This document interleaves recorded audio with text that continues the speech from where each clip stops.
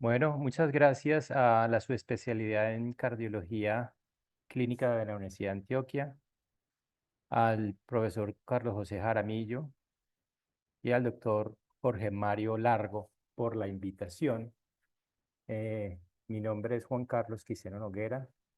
Yo soy especialista en medicina deportiva. Tengo una maestría en alto rendimiento y casi todo mi experiencia, profesional ha sido en deporte de alto rendimiento. Yo he podido trabajar 25 años con el Comité Olímpico Colombiano, luego trabajé con el Comité Olímpico Paraguayo, con Coldeportes, que ahora se llama el Ministerio del Deporte. Entonces, todo eso va a que en medicina deportiva, algo muy importante que hacemos desde que nosotros empezamos residencia es hacer una ergoespirometría. Por lo tanto, porque nosotros necesitamos saber el VO2 max, el consumo máximo de oxígeno y los umbrales, o sea, las zonas de entrenamiento de los deportistas de alto rendimiento, para ver su mejoría, para ver cómo entrenar. Entonces eso nos dio mucho, mucho conocimiento de cómo es la fisiología normal, y no solamente normal, sino de deportistas, de grandes deportistas, como este ciclista que vemos acá. Ya últimamente le hemos puesto al consumo de oxígeno y a los umbrales, no solamente dar el VO2 y las zonas de entrenamiento, sino variables cardiovasculares, variables pulmonares y una cosa muy importante, estamos pudiendo ver la parte metabólica a nivel muscular, de los deportistas y de los pacientes. Entonces, digamos que haciendo como una mezcla de VO2, umbrales, variables cardiovasculares, pulmonares y metabólicas, es lo que es un test de ejercicio cardiopulmonar o CPET. Pero tenemos que empezar hablando de qué es el consumo de oxígeno. El consumo de oxígeno o VO2 max es la máxima cantidad de oxígeno que somos capaces de absorber, transportar y que usa el cuerpo, el músculo, en un minuto durante un esfuerzo máximo. O sea, cuando uno hace una prueba, una ergospirometría, el test es máximo. Tiene que ser máximo porque si no, todos los parámetros submáximos van a dar alterados. Y el VO2, este VO2 se obtiene a través de una prueba ergoespirométrica de análisis de gases respiratorios. Y se ha dicho que es el mejor indicador de potencia aeróbica máxima o fitness aeróbico cardiorrespiratorio. Cuando nosotros queremos saber el fitness de alguien cardiopulmonar y muscular, le hacemos un VO2 máximo directo. Porque estamos viendo, digamos, desde el acoplamiento metabólico, cardiovascular y ventilatorio. Y ese acoplamiento, como ustedes están viendo ahí, que viaja el oxígeno por los pulmones, el corazón, el músculo, hasta la mitocondria, y el CO2 sale de la mitocondria al músculo por el corazón a los pulmones, obviamente teniendo en cuenta la circulación pulmonar y periférica. Todo este viaje del O2 y el CO2 lo podemos medir en una respirometría.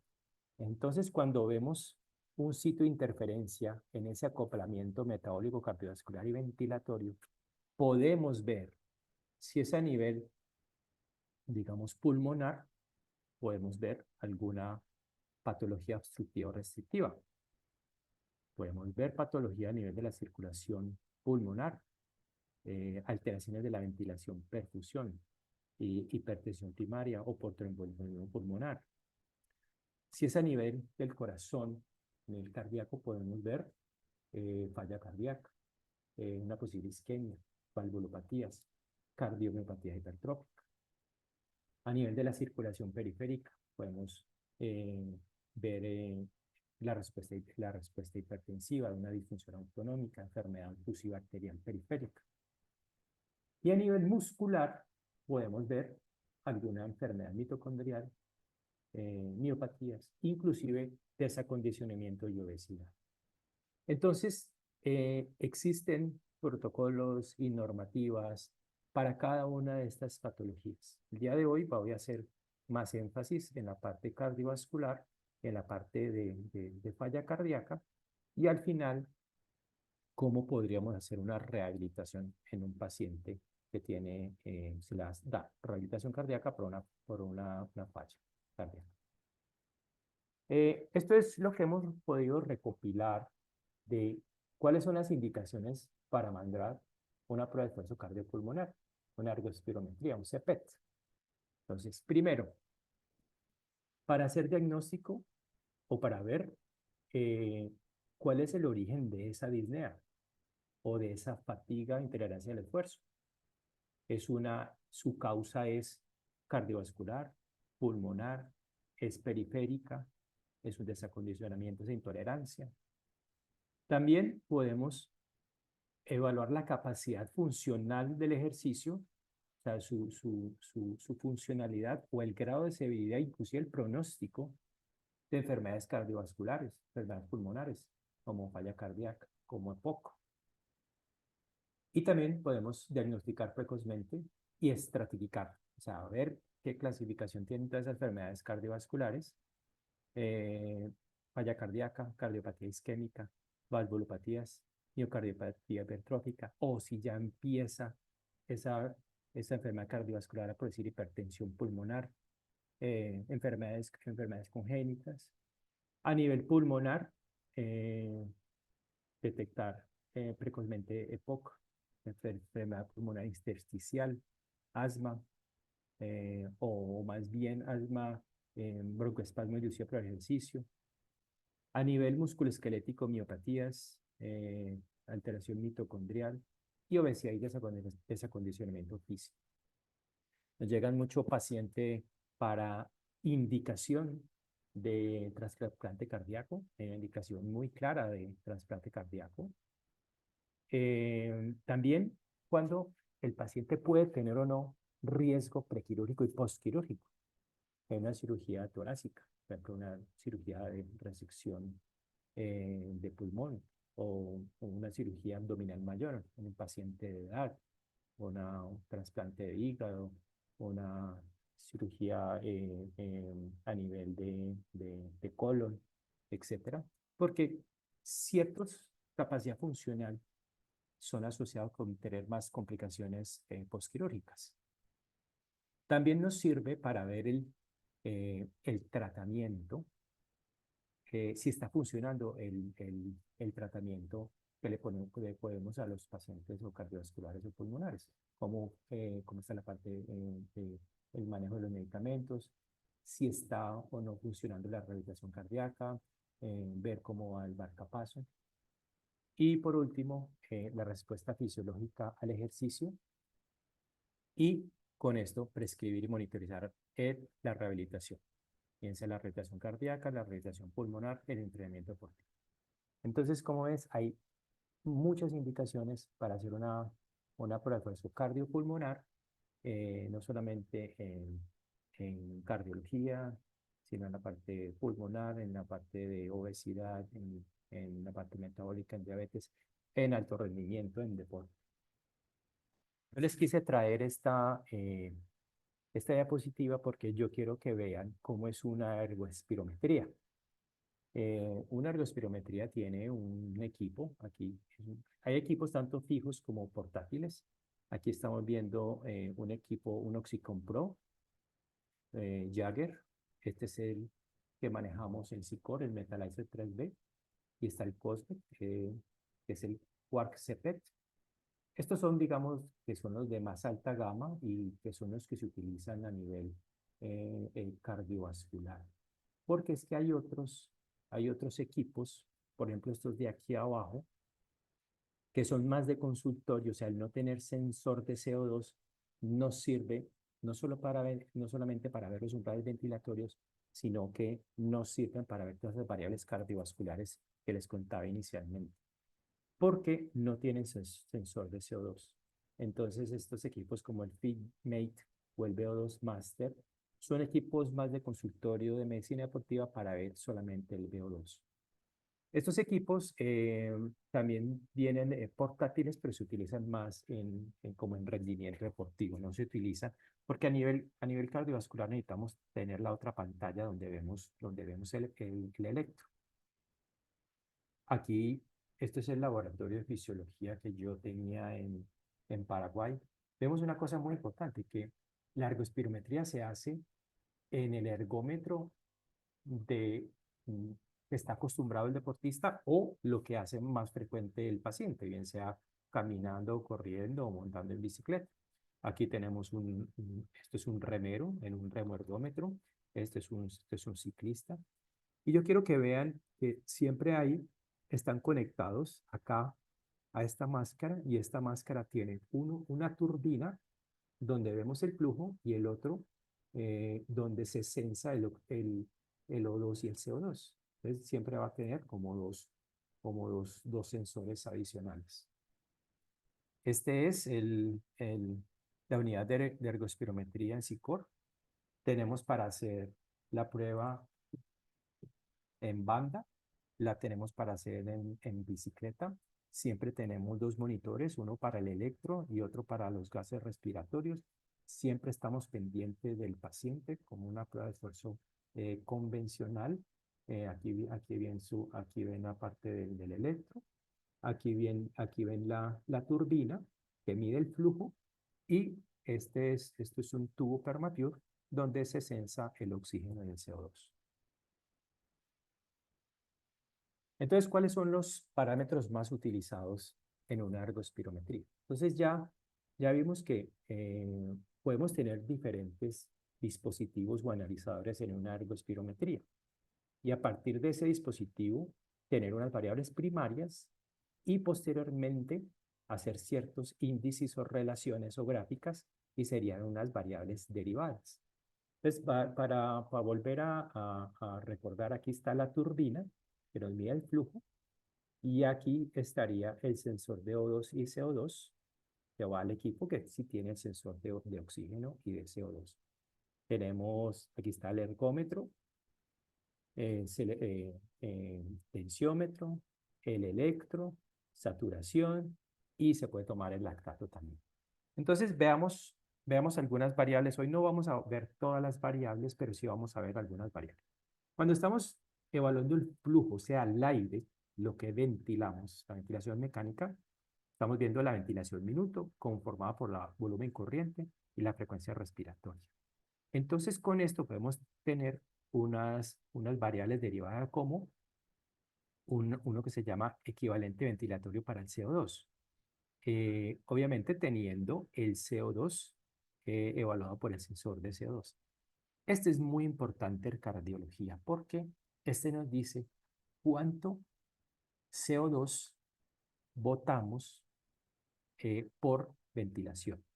Mejor dicho, 1 litro de CO2, ¿cuánta ventilación requiere? Entonces, cuando tenemos problemas para sacar ese CO2, estamos viendo problemas a nivel pulmonar, problemas de intercambio gaseoso, etc. También tenemos la reserva ventilatoria. ¿Cuánta de esa ventilación, digamos, nos queda según nuestra ventilación voluntaria máxima? Este se llama equivalente ventilatorio para el oxígeno. Nos sirve para ubicar el primer umbral aeróbico. Este es también cuánto tenemos que ventilar para consumir 1 litro de oxígeno. Entonces, estos primeros requerimos el flujómetro, que es una turbina.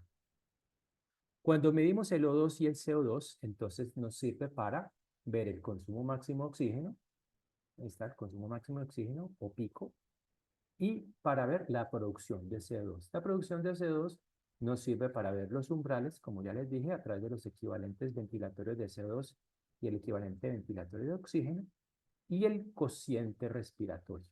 El cociente respiratorio es muy importante porque a nivel metabólico nos dice qué sustrato estamos utilizando. Estamos utilizando las grasas, entonces hay más consumo de oxígeno, o estamos utilizando más los carbohidratos y hay una mayor producción de CO2 porque esta es una relación de VO2 sobre eh, VO2, VCO2 sobre VO2, que se llama cociente respiratorio. Eh, Hay una variable que se llama pulso de oxígeno, que en cardiología también es muy importante, y es una variable que usa el consumo de oxígeno por la frecuencia cardíaca. O sea, cuánto consumo yo de oxígeno por latido. Y es una variable que se puede correlacionar con el volumen sistólico. Entonces, esta variable, el pulso de oxígeno, el VO2 pico, los umbrales, el cociente respiratorio, sobre todo este de acá, el equivalente ventilatorio para el CO2, son variables que vamos a mirar y sobre todo que son muy importantes cuando tenemos un paciente cardiovascular. Según el ergómetro que tengamos, medimos la carga en vatios o en kilómetros por hora. Y bueno, esto ya es muy estándar de las otras pruebas de esfuerzo. Tomar la presión arterial, la frecuencia cardíaca, el electro, saturación. Y en medicina deportiva tomamos el lactato sanguíneo a nivel capilar para ver ya cuando empezamos el metabolismo no oxidativo o llamado también anaeróbico. O sea, ¿en qué momento pasamos de un metabolismo que era aeróbico en la mitocondria a un metabolismo no oxidativo anaeróbico? Vamos a mirar entonces la primera variable, que sería esta de acá, el VO2 pico o el VO2 máximo. La respuesta del VO2 al ejercicio incremental. ¿Cómo es la respuesta del VO2? Aquí estamos viendo una gráfica que es tiempo. La azul, esta línea azul es el consumo de oxígeno, VO2, y la roja es la producción de CO2, VCO2, es esta. Acá estamos viendo que esto es una prueba escalonada, es una prueba escalonada en bicicleta, esto es un ciclista de alto rendimiento y se le aumentaba más o menos unos 30 vatios cada minuto. La parte amarilla es el calentamiento. Aquí está 50 vatios y se le aumentaba cada minutico. Entonces, cuando empieza la prueba, mire cómo va empezando a subir el consumo de oxígeno. A mayor carga, empieza de forma lineal, a mayor intensidad de ejercicio, mayor VO2. Esta relación mantiene su linealidad durante las cargas de trabajo submáximo. O sea, va aumentando linealmente. Ahí miren que es una pendiente más bien como empinada. Pero llega un momento que a pesar de seguir aumentando la carga, no aumenta más el consumo de oxígeno. Acá ya se hace una pequeña meseta y ahí es cuando decimos que es un VO2 max. Si no encontramos un VO2 max, entonces decimos que es un VO2 pico. Generalmente en los pacientes cardiovasculares encontramos es un VO2 pico. Valores normales. Para personas de 20 a 40 años, hombres y mujeres, tenemos hombres de 35 a 45 mililitros kilo minuto. Eso se puede dar tanto absoluto como relativo, el informe del VO2, y en mujeres de 30 a 40. ¿Cuándo se dice que el VO2 está disminuido? Cuando para su valor predicho, para hombre y mujer, y para su edad, está por debajo del 80% del predicho. Por ejemplo, aquí volvamos a este deportista que es un ciclista, hizo 5.2 litros, o sea, 5.2 litros de consumo de oxígeno, que si eso es relativo, o sea, lo dividimos por su peso, él pesa 64 kilos, se dice que este deportista tiene 81 mililitros kilo minuto. Tener 81 de consumo de oxígeno es un consumo de oxígeno muy alto. Este es el más alto que hemos registrado acá en SICOR, es donde pues, es un ciclista, un ciclista Pro Tour, o sea, que compite en la Vuelta, en el Tour de Francia, etc. Se dice que está al 181% de su predicho para su edad, género, talla y peso, y se clasifica como superior para su deporte. Ya vimos, ciclista, 25 años, su peso y su talla. Ahora miremos un paciente. ¿Qué diferencias vemos?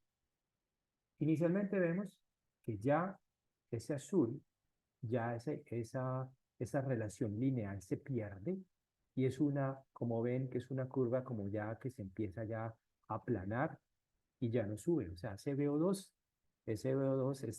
obviamente no se alcanza el predicho. Miren, siempre el software nos da una línea a donde debemos de llegar. Este paciente, primero que todo, no es una relación lineal, no llega a su VO2 predicho. ¿Y a cuánto llega? Llegó al 80%, hizo 18 mililitros, o sea, 1.3 litros. Llegó al 80% de su predicho para edad, género, talla y peso. Entonces se pone ligeramente disminuido. Pero adicionalmente, uno tiene que reportar la tendencia de ese VO2, miren que es un VO2 que se aplana al final, y ese un VO2, como van a ver más adelante, mire que se queda acá haciendo una cosa que se llama recovery delay, que el VO2 no baja.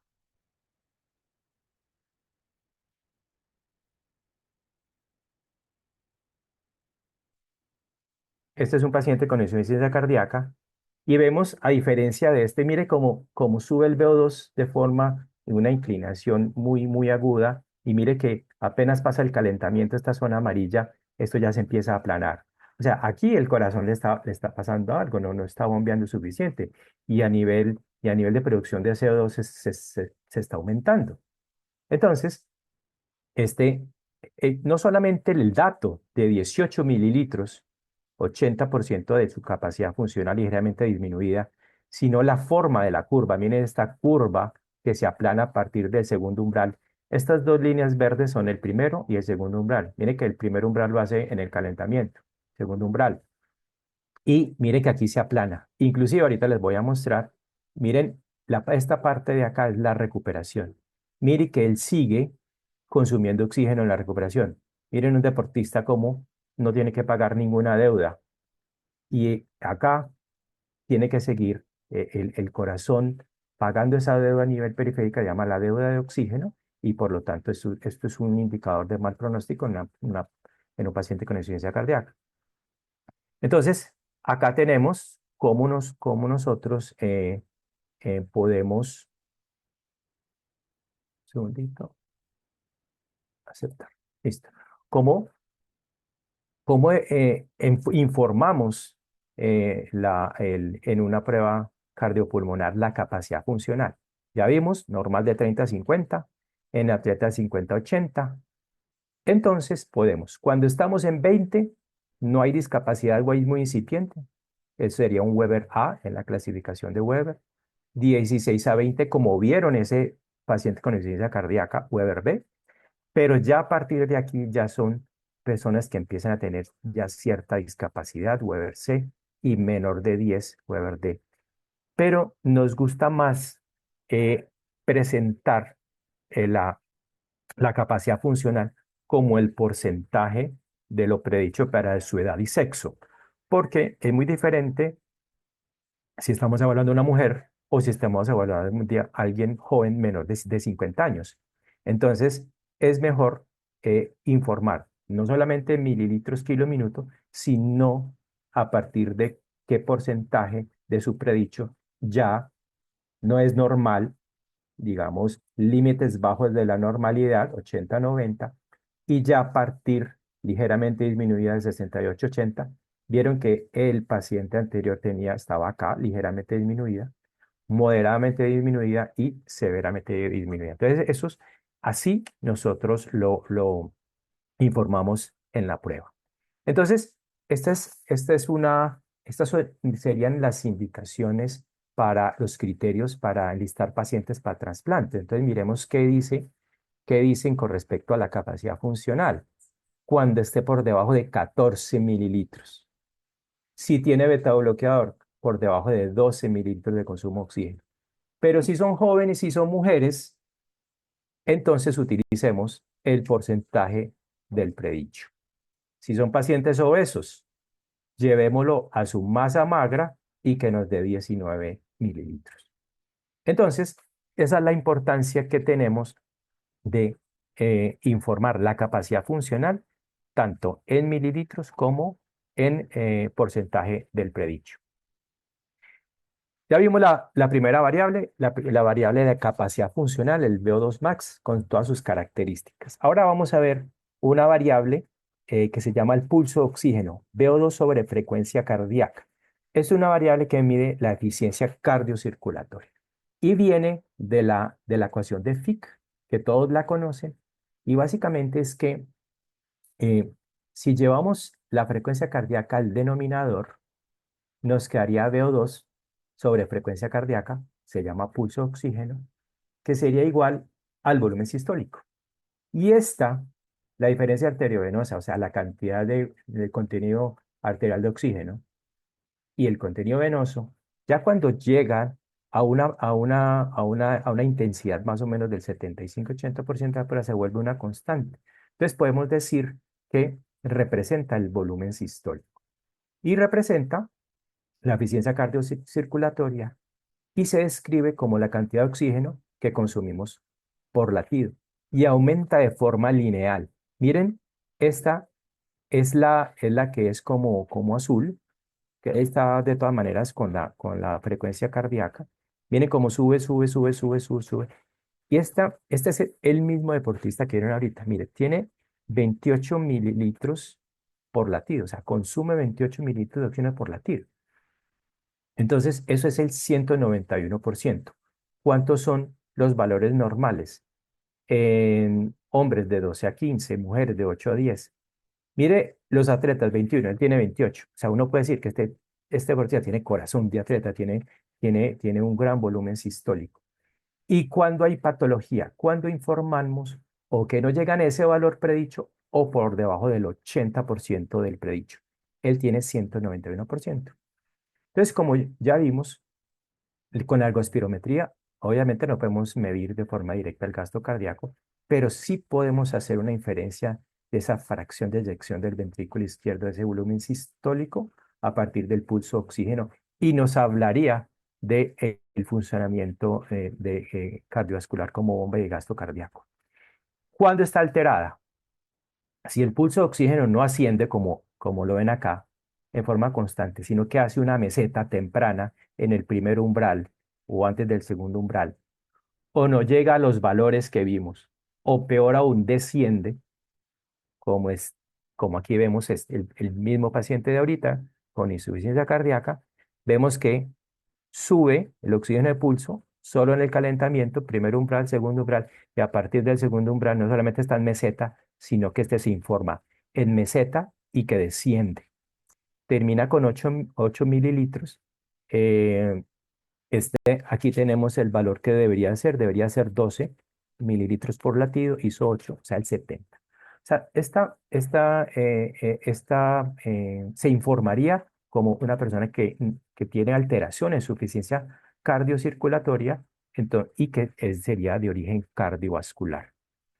Pero nosotros podríamos con el equipo ver el gasto cardíaco y hacer como una estimación a partir del VO2, del volumen sistólico y el gasto cardíaco. Este es nuevamente el ciclista. Vimos ahorita el oxígeno de pulso, que era 28, la frecuencia cardíaca. Pero miremos el gasto cardíaco, que es esta como cafecita. Tiene en reposo 5 litros de gasto cardíaco. Y miren cómo va subiendo, cómo va subiendo, cómo va subiendo. Y acá tiene casi 32 litros, o sea, sube casi 6 veces su gasto cardíaco. Y miremos su volumen sistólico. Está en 95, sabemos que tiene un corazón grande, un gran volumen sistólico.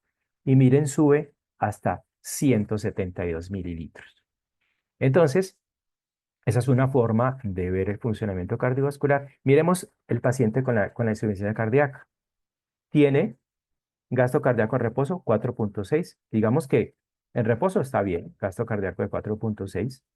Miren el volumen sistólico, 55 mililitros.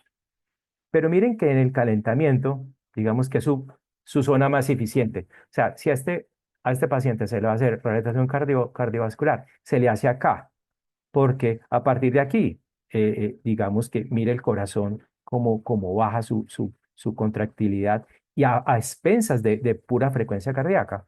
Entonces se le pone aquí a trabajar debajo del primer umbral, que se llama la zona 2 de entrenamiento, y posteriormente se tocaría esta zona, que sería la zona 3, es entre la BT1 y el umbral BT2, el umbral ventilatorio 1 y el umbral ventilatorio 2. Entonces íbamos que en reposo, 55 de volumen sistólico, 4 de gasto cardíaco. Miremos ahí en el calentamiento, mire que ya sube a casi a 8 el gasto cardíaco, volumen sistólico casi a 70. Pero mire al final de la prueba, o sea, para mantener de 7 a 8, para mantener el gasto cardíaco, porque el volumen sistólico bajó de 70 a 50, tuvo que hacer a expensas de pura frecuencia cardíaca. Entonces, una forma de ver no solamente el mapa metabólico donde podemos, digamos, hacer la rehabilitación cardíaca, sino ver la eficiencia cardiocirculatoria. La tercera variable que yo les quiero mostrar, ya va el VO2, ya va la eficiencia cardiocirculatoria, es esta. Se llama la pendiente de la ventilación con respecto a la producción de CO2 y es un parámetro de eficiencia ventilatoria del intercambio gaseoso. Y esta gráfica la hicieron para que para botar 1 litro de CO2 tenemos que ventilar 30 litros de aire. Eso es ser eficiente. Cuando entonces la pendiente está entre 30 y más o menos 35,9. Entonces, este sería una persona normal que no tiene ninguna patología a nivel de intercambio gaseoso de la relación ventilación-perfusión, pero cuando esa pendiente se empina, por ejemplo en falla cardíaca y sobre todo en hipertensión pulmonar, o sea, tiene que ventilar más para botar un litro de CO2, entonces informamos como un paciente que tiene una alteración en la eficiencia ventilatoria o intercambio de gases y utilizamos esta clasificación de Rosarena. Esta es una clasificación en pacientes con falla cardíaca y a partir, aquí puse la línea de clase ventilatoria 3.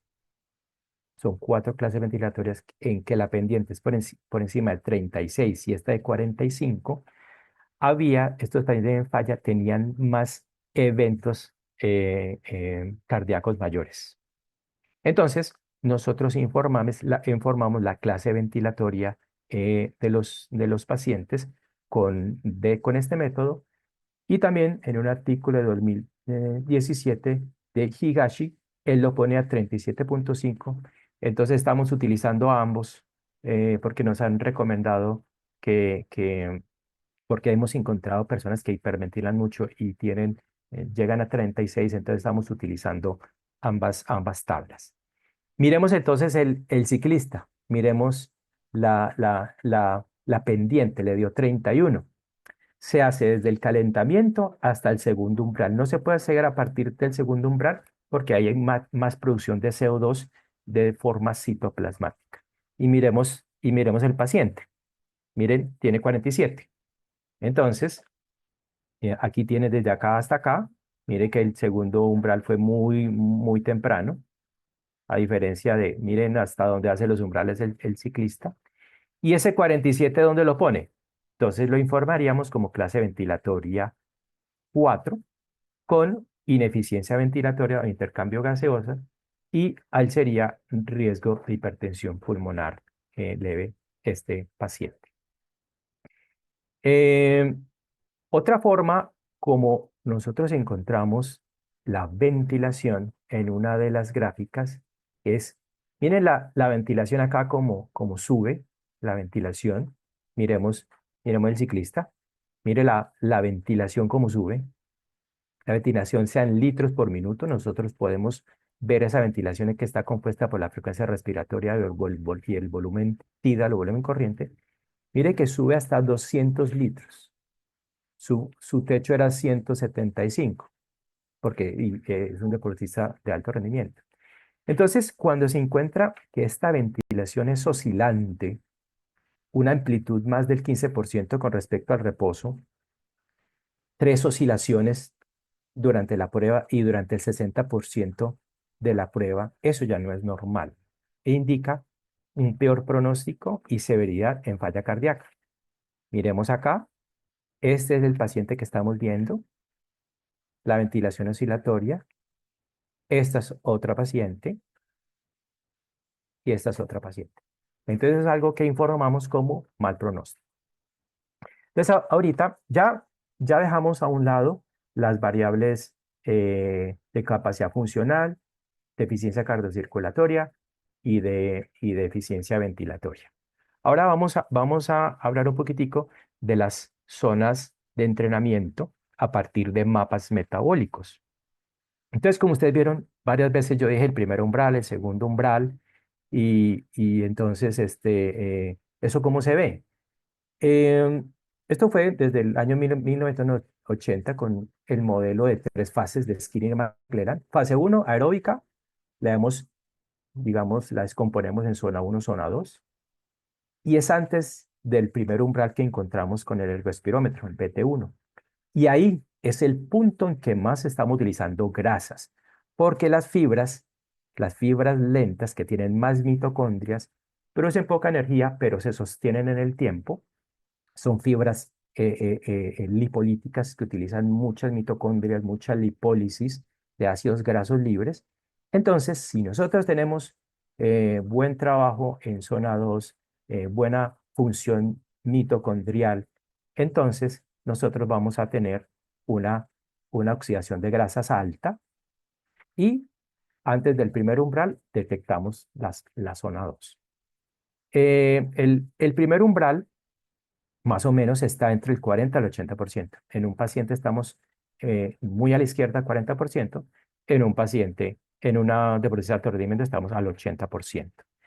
Lo mismo el umbral ventilatorio 2.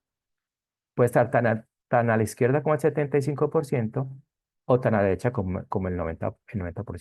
¿Y cuál es la diferencia entre este y este? Ya vimos que este punto es el punto en que, bueno, estábamos haciendo esa prueba, esto es una prueba digamos, progresiva, la estábamos haciendo con las fibras lentas, pero llegó el punto de la intensidad en que necesitábamos otra fuente energética. Entonces llamamos a la glucosa, pero que se oxida en la mitocondria. Esa produce un poquitico de lactato a nivel citoplasmático, pero muy poquitico. Y es cuando encontramos dos.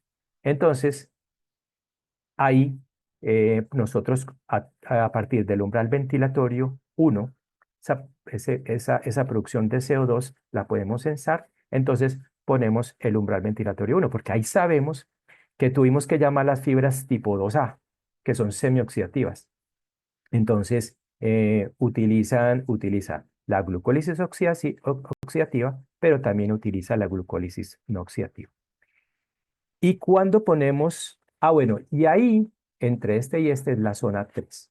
Todavía es muy aeróbica. Mire que usa grasas y usa la glucólisis oxidativa. O sea, glucosa, el piruvato, y el piruvato entra a la mitocondria y se oxida y produce más energía que haga.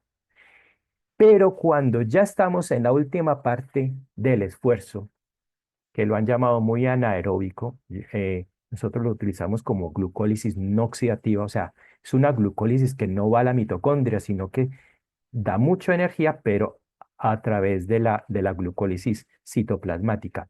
Y ahí estamos reclutando las fibras rápidas FT2X. Producen mucha energía, pero se fatigan mucho, no tiene tanta mitocondria, pero produce mucho ácido láctico. Y ahí, entonces, como produce mucho ácido láctico, produce mucho CO2 y eso es lo que se sensa. Y por eso ponemos esta línea aquí del BT2 y ahí tenemos la zona 4 cercana a ese umbral anaeróbico y la zona 5 que es la zona de B2 max. Entonces, aquí es de una forma rápida de cómo lo ubicamos nosotros en una ergoespirometría. El primer umbral, ¿cómo lo hallamos? Hay muchos métodos, como ven acá, pero básicamente, de forma rápida, les voy a mostrar cuando el equivalente ventilatorio para el VO2 sube. Entonces, es el azulito, equivalente ventilatorio para el oxígeno, sube. Entonces aquí, mire que viene y sube. Y ese es el punto. Aquí tenemos el BT1, equivalente ventilatorio, es el azulito, sube. Y miren que aquí les puse el mapa metabólico. El punto, esta es la oxidación de grasas, como vieron en el esquema que les puse. Aquí es el punto más alto antes de este umbral de oxidación de grasa. Entonces, a alguien que lo vamos a poner a trabajar en zona 2 de entrenamiento, lo ponemos a trabajar acá. Mire que los carbohidratos apenas se están asomando. Y el segundo umbral, que es esta línea de acá, esa la hacemos entonces con el rojito, que es el equivalente ventilatorio para el CO2, que sería este de acá, cuando eh, sube el equivalente ventilatorio para el CO2, porque estamos produciendo, como vieron, más CO2 a partir de ese tamponamiento del ácido láctico. Entonces, estamos sensando más CO2 en el equipo y se aumenta. Entonces, ahí ponemos la línea del segundo umbral.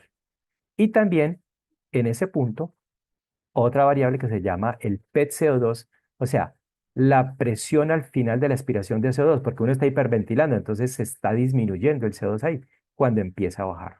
Entonces son las dos formas, aquí está el PET-CO2 que baja, las dos formas para colocar el primero y el segundo umbral. Y miren que en el segundo umbral, entonces mire que las grasas cómo bajan, los carbohidratos cómo suben, y ahí tenemos el equivalente ventilatorio para el CO2. Entonces esa es la forma como ubicamos las umbrales ventilatorios, y eso nos da el mapa metabólico de una persona. Entonces, nosotros prescribimos a partir no de porcentajes de frecuencia cardíaca ni de VO2, sino de metabólicamente qué necesitamos en esa persona. Ahora entonces, con todo eso que vimos, vamos a mirar en un paciente con falla, en un CPET que vemos. Entonces, bueno, nos lo mandan un paciente con fatiga, con el esfuerzo, que tiene disnea, de pronto palpitaciones. Entonces, lo primero que vemos al finalizar la ergospirometría, entonces, el parámetro de capacidad funcional reducido, mire, 15 mililitros o por debajo del 65%. Entonces, este ya la describimos como un Weber C. También el VO2 no aumenta al final, a pensar de aumento de la carga. Es un V2 que no aumenta de forma lineal, sino que se va plana y que tiene una cosa que se llama, al finalizar la prueba, se demora en bajar, y eso ya es de mal pronóstico, porque tiene que pagar como esa deuda de oxígeno a nivel periférico, entonces el corazón se queda latiendo. Entonces miremos esas tres. Estas son las 9 gráficas de Wasserman, así las vemos al final, y cada una tiene una significancia. Esa primera, entonces vamos a ver el VO2. Miren que vimos. Uno, no llega a su valor predicho.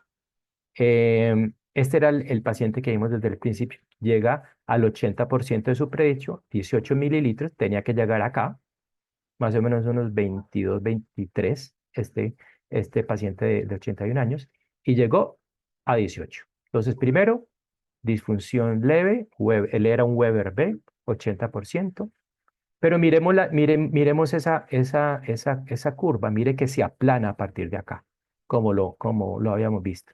Y miren que cuando se termina la prueba, queda un recovery delay, o sea, está demorada la recuperación.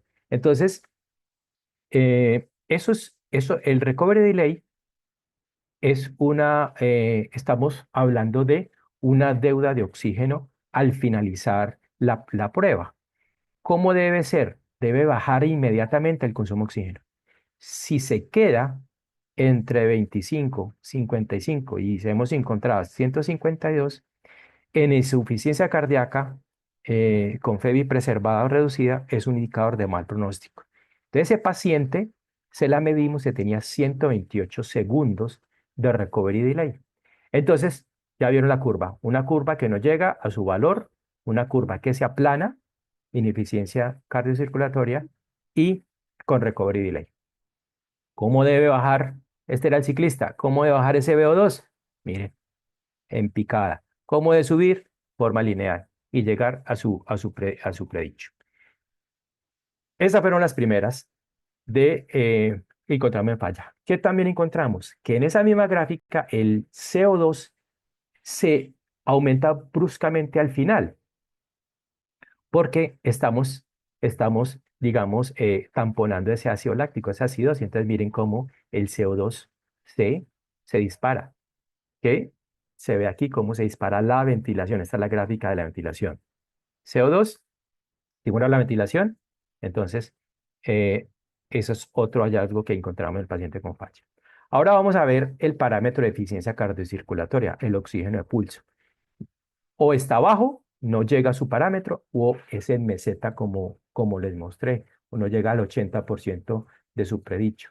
E igual, en la recuperación aumenta, porque recuerde que podemos inferir el volumen sistólico, entonces el corazón va a seguir pagando esa deuda que tiene, entonces el oxígeno de pulso sigue.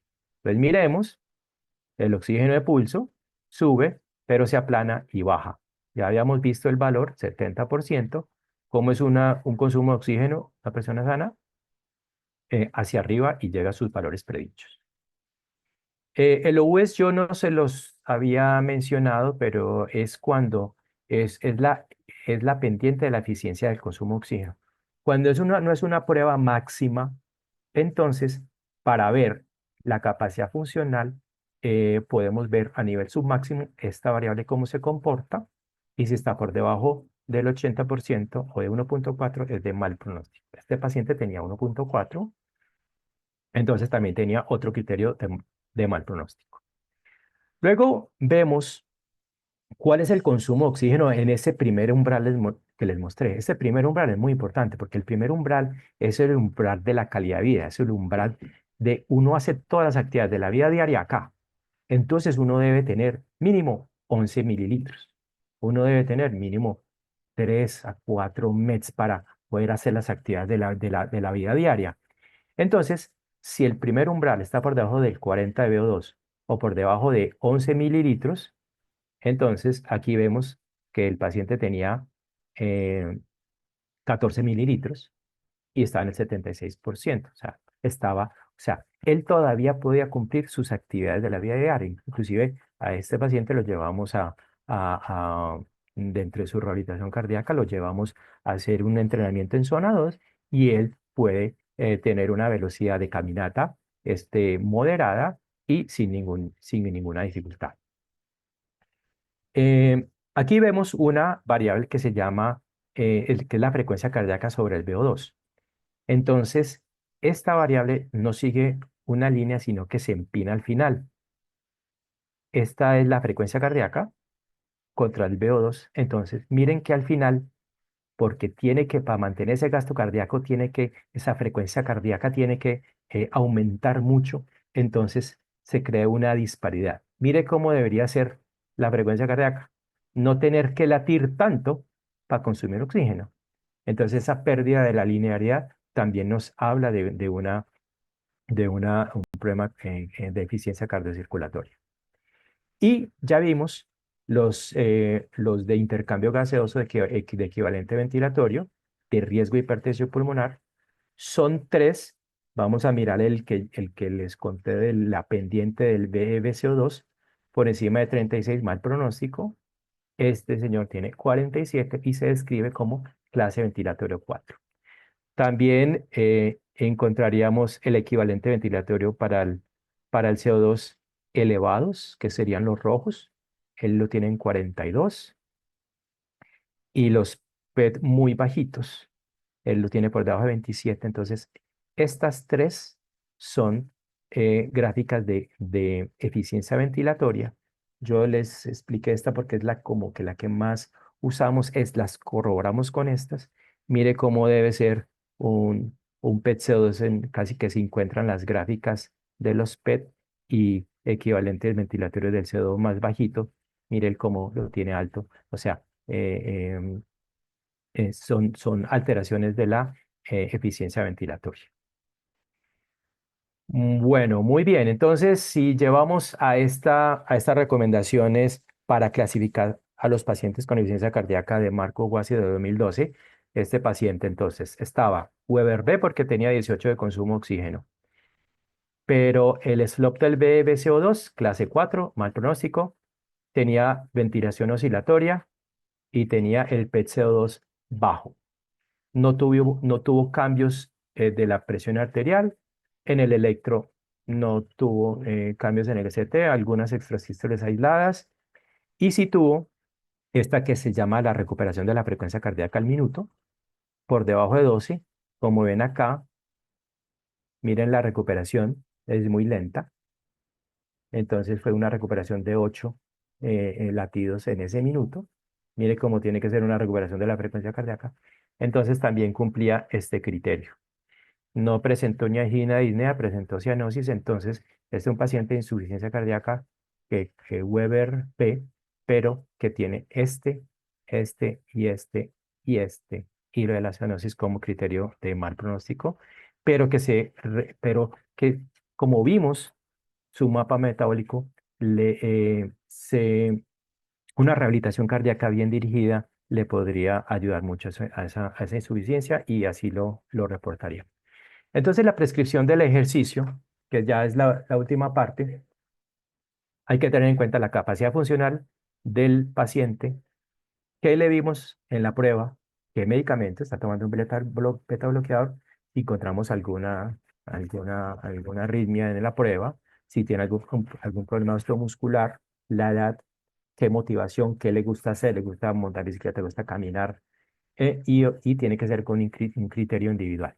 Entonces, ¿cómo, eh, cómo prescribimos teniendo el mapa metabólico a los pacientes? Entonces, está el principio de frecuencia, intensidad, tiempo y tipo de ejercicio.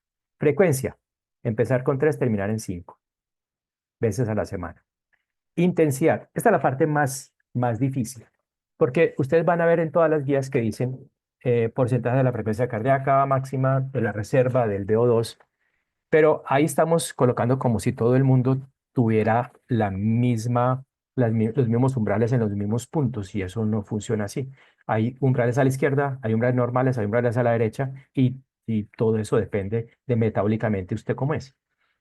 Entonces nosotros primero hallamos la zona 2, como vieron, antes del primer umbral está la zona 2. Y eso se lo prescribimos durante 3 meses. Un ejercicio ligero por debajo del primer umbral, que se llama la zona de FatMax, de máxima oxidación de grasa. Le damos la frecuencia cardíaca y la velocidad a la cual hace su rehabilitación cardíaca.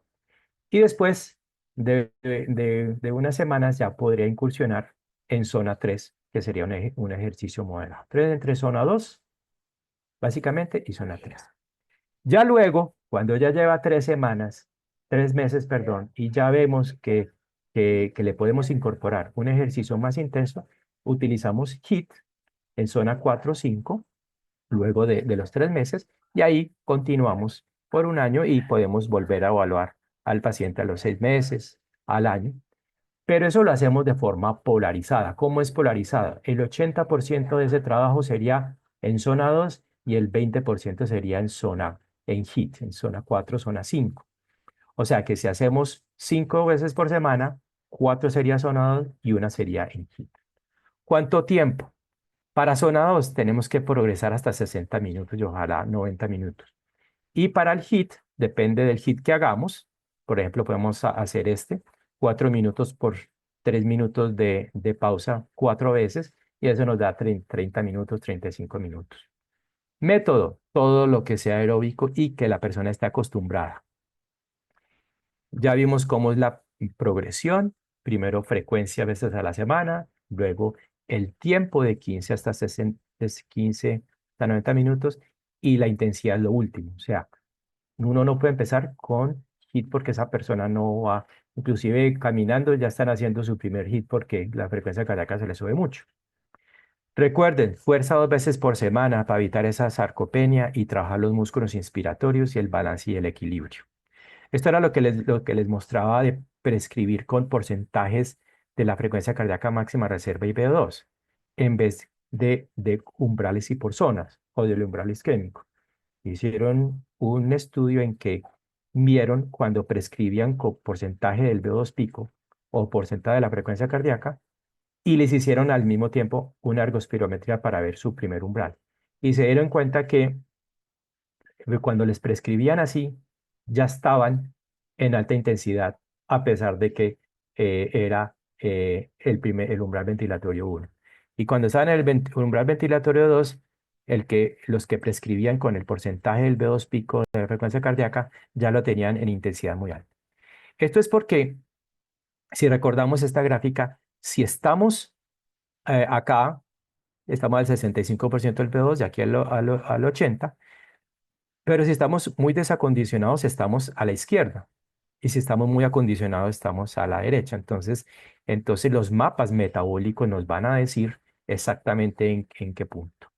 Entonces el entrenamiento en zona 2 que recomendamos a nuestros pacientes mejora la salud cardiometabólica y sobre todo esa base y esa eficiencia aeróbica, usando las grasas sin acumular el lactato, sin producir ácido láctico. Y eso nos mejora la salud metabólica, la salud mitocondrial del paciente. Entonces, la zona 2 nos habla de la salud mitocondrial y nos refleja un adecuado uso de grasas con oxidación de lactato, por lo tanto, el lactato no se aumenta. Y eso solo ocurre en la mitocondria. Por lo que evaluando el mapa metabólico, evaluando con lactato y evaluando la oxidación de grasa, sabemos si tenemos un muy buen retículo mitocondrial. Entonces, cuando hacemos la ergospirometría, vemos cuánta grasa estamos oxidando. 0,2 gramos, alguien con insuficiencia cardíaca, por ejemplo. 0,4, un sedentario. Ya un recreativo ya tiene más masa mitocondrial, 0,6 gramos por minuto de oxidación de grasa. Y los deportistas de alto rendimiento, 0,8. Ahorita les voy a mostrar unas gráficas de esto. Por lo tanto, un deportista de estos que oxida 0,8 gramos por minuto puede estar en zona 2 y mover 250 vatios, mientras que un paciente sedentario con alguna patología, ya cuando apenas hace el calentamiento a 70 vatios, ya pasó su nivel de oxidación de grasa. Beneficios de la zona 2: aumento de la densidad del volumen mitocondrial, las enzimas de la lipólisis, de la glucólisis oxidativa, los transportadores MST1 que van a oxidar el lactato, y eso nos hablan de flexibilidad metabólica. ¿Qué es flexibilidad metabólica? Usar las grasas de forma adecuada cuando hay que utilizarlas y pasarse a metabolismo de los carbohidratos cuando la intensidad no lo solicita y podemos pasar al metabolismo de los carbohidratos. No que apenas empecemos cualquier actividad, pasamos al metabolismo de los carbohidratos. Bueno, y además todos los beneficios de la actividad física como capilarización, mejora la función cistodiastólica, la inflamación, el tono vagal. Aquí vemos el ciclista nuevamente. Oxidación de grasas, mire, punto 9. Antes del primer umbral, zona de Fatmax. ¿Dónde se oxidan las grasas? En la mitocondria. Producción de lactato, muy bajita, más o menos por debajo de 2. ¿Dónde se oxida el lactato poquito que se produce? En la mitocondria. ¿Qué intensidad llevaba ahí? 250 vatios. Mire que este deportista puede hacer 250 vatios y estar en zona 2.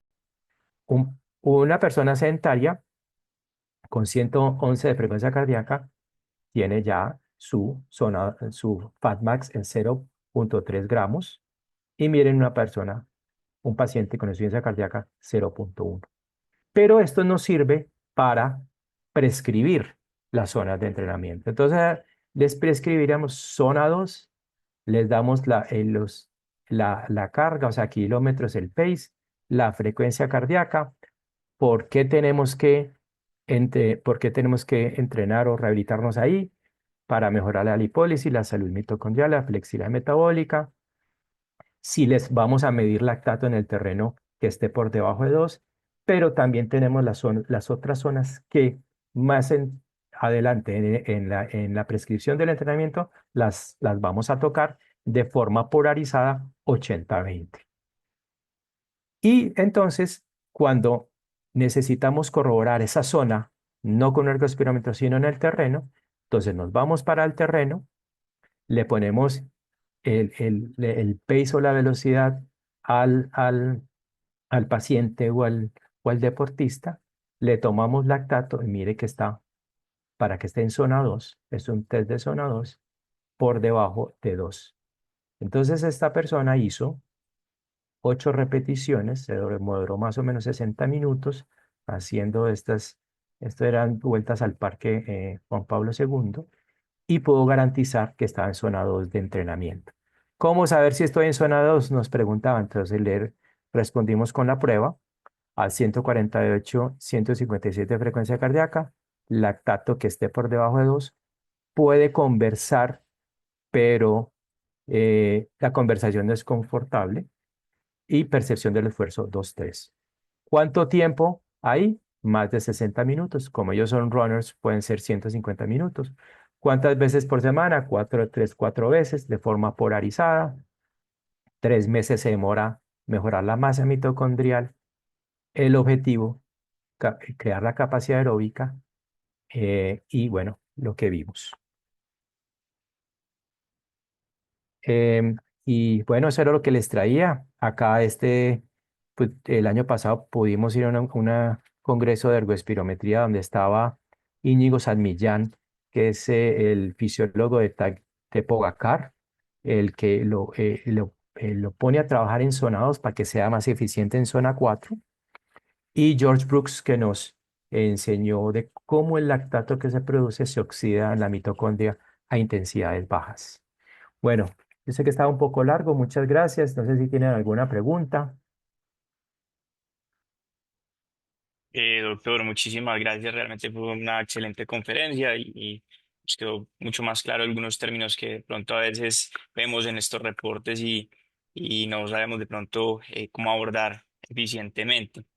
Yo tenía de pronto una pregunta en cuanto a, primero, si bien vemos que, por ejemplo, en el escenario del paciente con falla cardíaca es una ayuda bastante útil para, aparte también de ver si requiere o no trasplante para toda esta parte de la rehabilitación cardíaca, etcétera. ¿Qué otros de pronto escenarios podríamos también entrar a consideración en cardiopatías o en pacientes de la práctica en cardiología para poder solicitar o definir esta prueba también como una ayuda adicional? Y lo segundo es, por ejemplo, en el tema de la rehabilitación, ¿cuánto es lo recomendado para repetir esta prueba en el seguimiento de nuestros pacientes? ¿O podríamos hacerlo con una prueba de esfuerzo normal en muchos de estos casos? ¿O como consideraciones en este aspecto? Bueno, con respecto a la primera pregunta, pacientes, pues a nivel cardiovascular, eh, indicaciones, insuficiencia cardíaca, detectar el punto de isquemia, si ya se está asociado a esa insuficiencia a una hipertensión pulmonar. También la parte de evaluar valvulopatías, porque obviamente estamos viendo que disminuye una capacidad funcional. Entonces vemos la severidad de esa, por ejemplo, de esa estenosis aórtica, cardiomiopatías. Esas serían las cardiovasculares. Y el criterio de trasplante que les dije es ver la arritmia inducida por el ejercicio. Esa también pues la da la prueba de esfuerzo convencional. La respuesta a la presión arterial. Pero yo lo que quiero es que ustedes vean una cosa más allá de si detecta algo. Es que estamos viendo metabólicamente el paciente. Entonces vamos a saber, para contestar tu segunda pregunta, cómo vamos a hacer al principio y al final esa rehabilitación. Entonces, ¿en qué punto lo vamos a poner a rehabilitar? Y si ese VO2 me mejoró al final y esos umbrales, entonces esa rehabilitación me funcionó. Entonces ahí te respondo la pregunta de cada cuánto, al principio y al finalizar el programa de rehabilitación cardíaca. Generalmente después de unos 4 meses que ya uno pueda ver que sí teníamos cambios. Ahí hicieron una pregunta en el chat. Bueno, entonces el doctor Senior, el jefe de nuestro programa, nos hace una pregunta en cuanto a pacientes que van candidatos a trasplantes. Primero, entonces acá nos anoté en el chat. si el protocolo se hace en bicicleta o en banda, reportan el RER que alcanza el paciente y qué parámetros de consumo kilo minuto el pendiente ve es de CO2, que cuál de ellos considera más importante. Y las consideraciones en el betabloqueadores que utilizamos muchas veces con estos pacientes. Bueno, es en banda, pero te puede hacer en bicicleta. Hay escuelas para ambos. A nosotros nos gusta más en banda porque es que en banda hay un mejor VO2. O sea, hay un 15% más de masa muscular, entonces hay un más VO2, pero se puede hacer en bicicleta. Además, en bicicleta a veces es más fácil. Si alguien no tiene, digamos, está propenso a caídas, el electro se ve mejor, la presión se toma mejor. El RER, muy importante, se tiene que alcanzar RER de 1.05 porque tiene que ser una prueba máxima. Si no, hay que irse a parámetros submáximos y entonces ahí no entrarían los criterios como él pregunta para trasplante. Consumo de oxígeno tiene que estar por debajo de 14, como les mostré, o 12. Para la otra pregunta se utilizan beta bloqueador. Y la pendiente del BCO2 es un criterio mal pronóstico, se utilizaría cuando el RER no llega a 1.05 y sería por encima de 36, 37.5. Bueno, la doctora Lía Mulet tiene la mano levantada. Hola, Lía.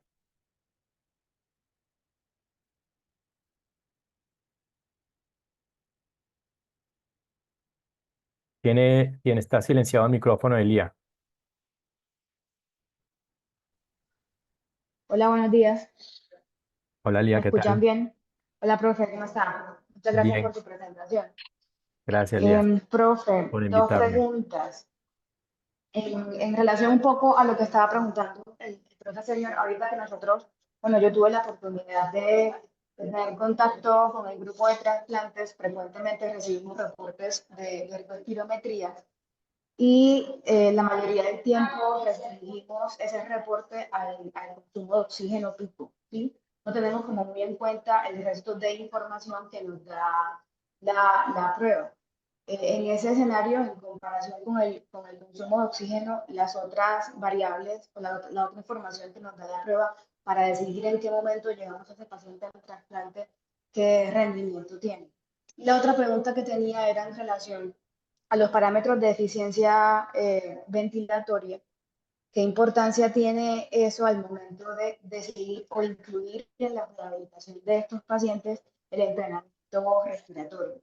Pues que durante el ejercicio aprendan a respirar y que eso mejore los parámetros de eficiencia.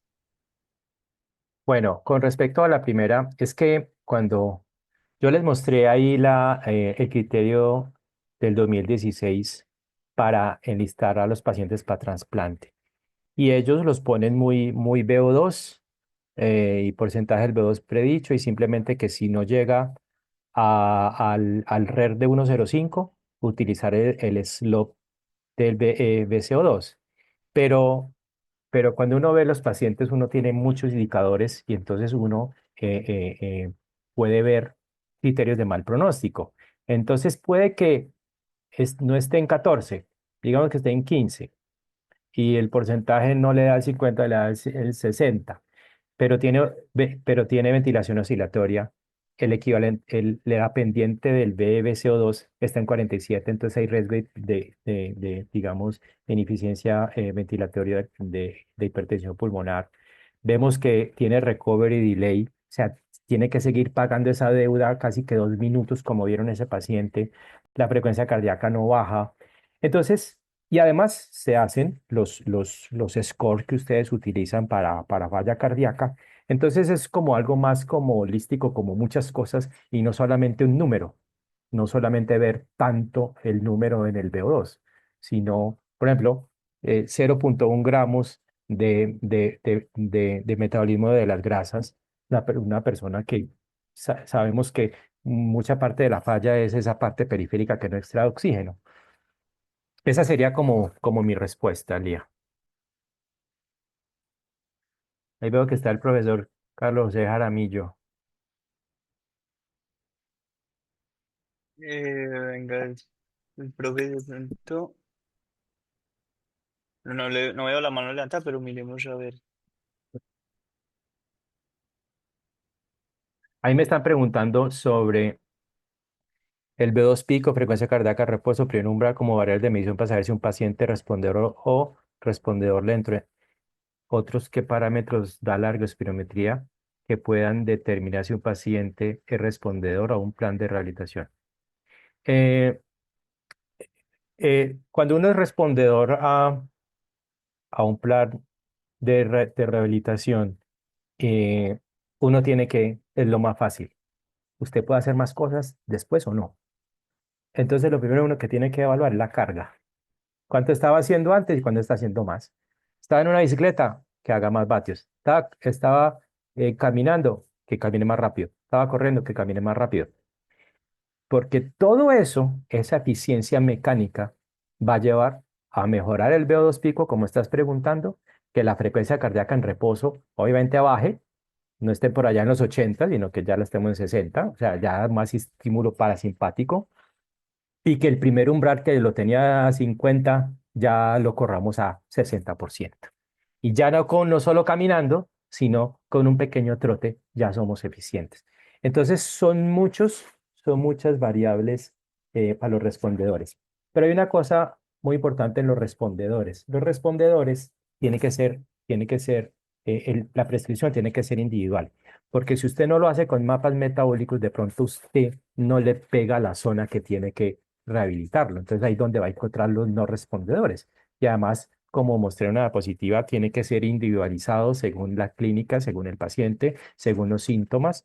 A nivel, creo que me estaban preguntando a nivel respiratorio, eh, es muy importante cuando este paciente llega a su ventilación voluntaria máxima, ayudarles con la fuerza de los músculos inspiratorios, porque sabemos que está usando casi todo su pulmón. Entonces hay que mejorarle esa eficiencia ventilatoria con entrenamiento de los músculos inspiratorios sobre todo. Muchísimas gracias, doctor. Eh, por el Ok. momento, por temas de tiempo, creo que pues no damos más espacio para nuevas preguntas. Agradecer por parte del programa de cardiología de la Universidad de Antioquia su presencia. Realmente fue una charla bastante enriquecedora para todos nosotros y esperamos contar con nuevos eventos a futuro. Agradecer también a todos por su asistencia el día de hoy. Bueno, muchas gracias por la invitación y nos vemos. Un feliz día para todos. Que tengan excelente semana. Hasta luego.